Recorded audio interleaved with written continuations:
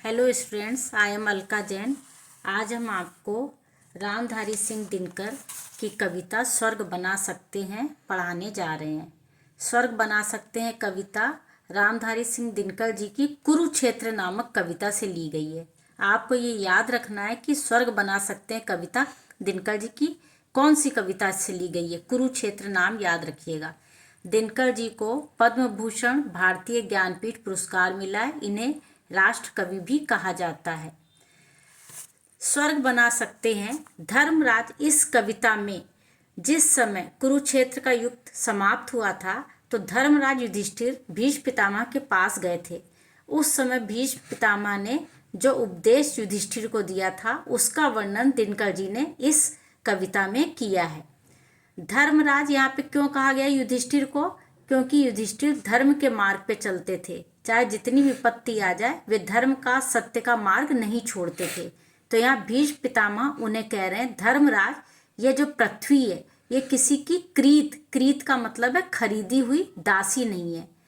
जिसने भी है जन्मना समान परस्पर, जिसने भी यहाँ पे जन्म लिया इस पृथ्वी पे सभी समान है, सभी इसके निवासी हैं। यहाँ पे भीष्म पितामह के द्वारा दिनकर जी ने यह कहलाना चाहे कि इस संसार में जिसने भी जन्म लिया है, पृथ्वी पे जिसने भी जन्म लिया उस पृथ्वी पर सबका अधिकार है। पृथ्वी किसी की खरीदी हुई दासी नहीं है।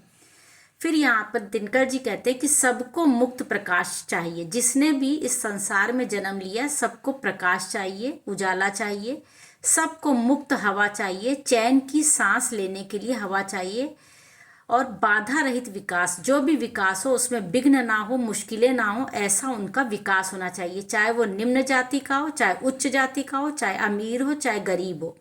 और मुक्त आशंकाओं से जीवन, उसका जीवन आशंकाओं से, चिंता से मुक्त होना चाहिए। यहाँ ये पूछ सकते हैं कि जिसने भी पृथ्वी पे जन्म लिया उसे क्या क्या चाहिए, तो तुम्हें ये लिखना होगा कि सबको मुक्त प्रकाश चाहिए, रोशनी चाहिए, किसी के जीवन में अंधेरा ना हो, सबको अच्छी हवा चाहिए जिससे कि वो चैन की सांस ले सके और उनका विकास बाधाओं से, मुश्किलों से दूर रहे और आशंकाओं से उनका जीवन मुक्त रहे। आशंका का मतलब है भय से, डर से, चिंता से वो बहुत स्वतंत्र होकर जी सके, तभी इस संसार में सुख शांति आ पाएगी। फिर कवि कह रहे हैं, लेकिन विघ्न अनेक अभी इस पथ पर अड़े हुए।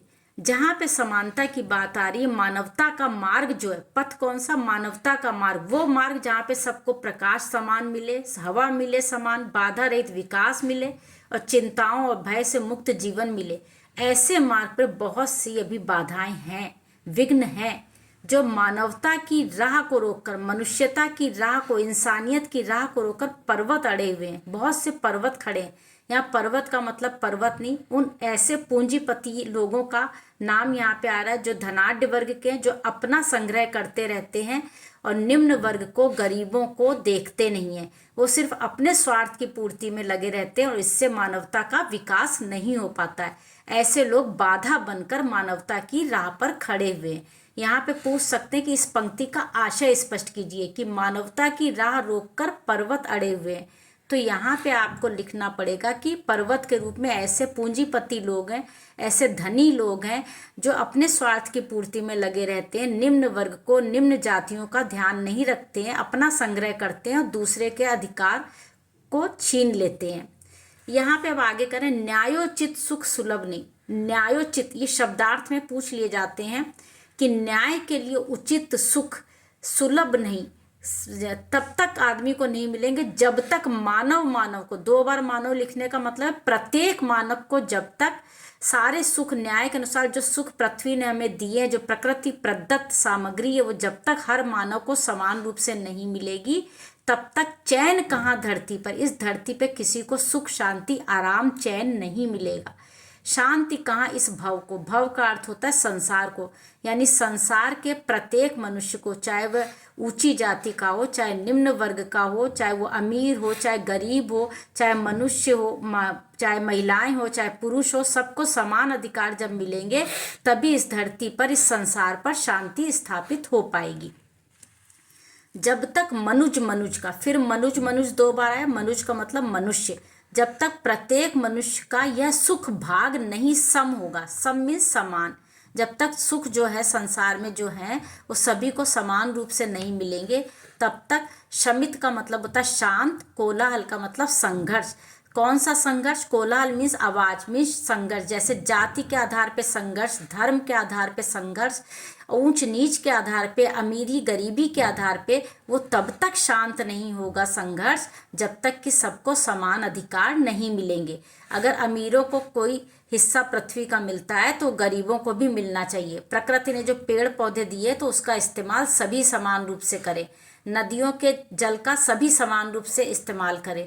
यानी जो भी चीज़ हो रही है वो सबको समान रूप से मिले तो सुख शांति स्थापित होगी। और अगर ये समानता नहीं होगी तो संघर्ष भी कभी कम नहीं होगा। ऊंच नीच का, अमीर गरीब का, पूंजीपति लोगों का, शोषित वर्ग का, शोषक वर्ग का संघर्ष कम नहीं होगा और तब पृथ्वी स्वर्ग भी नहीं बन पाएगी। लेकिन कह रहे उसे भूल वह फंसा परस्पर।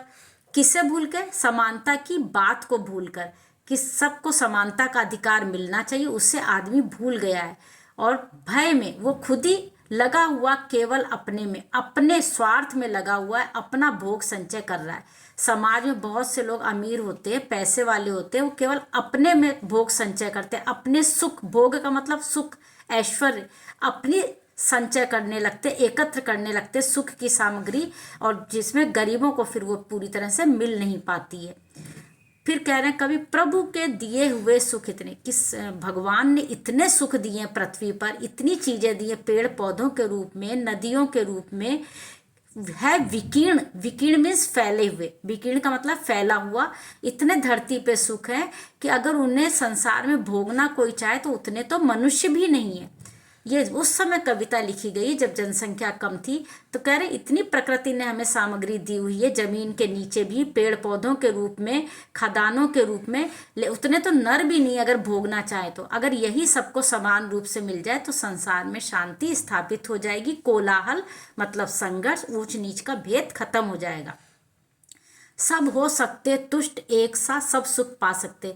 यहाँ पे ये लाइन देके, पंक्तियां देके तुमसे पूछ सकते हैं कि सब किस तरह से संतुष्ट हो सकते। तुष्ट का मतलब संतुष्ट, सेटिस्फाई कैसे हो सकते। ये तब हो सकते जब प्रकृति द्वारा दिए गई सामग्री का सब समान रूप से इस्तेमाल करें। अमीर लोग गरीबों को दबाएं नहीं, ऊंची जाति के लोग निम्न वर्ग को दबाएं नहीं, तो सभी को सुख मिलेगा। तो पल भर में ही धरती स्वर्ग बन सकती है। इसमें प्रश्न इसी तरह से तुमसे पूछे जा सकते। एक प्रश्न तो ये मुख्य रूप से ध्यान रखना, वो पूछ सकते हैं कि स्वर्ग बना सकते हैं कविता दिनकर जी की किस कविता से ली गई है और इस कविता का मूल भाव क्या है। तो स्वर्ग बना सकते हैं कविता कुरुक्षेत्र नामक कविता से ली गई है और मूल भाव यही है कि, मूल भाव का मतलब है कि केंद्रीय भाव, मतलब सेंट्रल आइडिया, पूरी कविता में क्या बात मुख्य रूप से कही गई है। ये कहा गया है कि यदि प्रकृति द्वारा दी गई सामग्री का या जो भी संसार में सामग्री है उसका सब में समान रूप से वितरण हो तो इस संसार से कोलाहल यानी शोरगुल, यानी कि जो जाति के आधार पे भेदभाव, धर्म के आधार पे भेदभाव, ऊंच नीच के आधार पर या अमीर गरीब के आधार पे भेदभाव, वो खत्म हो जाएगा और सारे लोग सुख से रहेंगे। तो पृथ्वी स्वतः ही स्वर्ग बन सकती है। तो आपको मेरा वीडियो कैसा लगा है इसके बारे में कमेंट बॉक्स में बताइएगा, शेयर कीजिएगा, सब्सक्राइब करिएगा और अच्छा लगा हो तो कमेंट में ज़रूर बताइएगा। Thank you.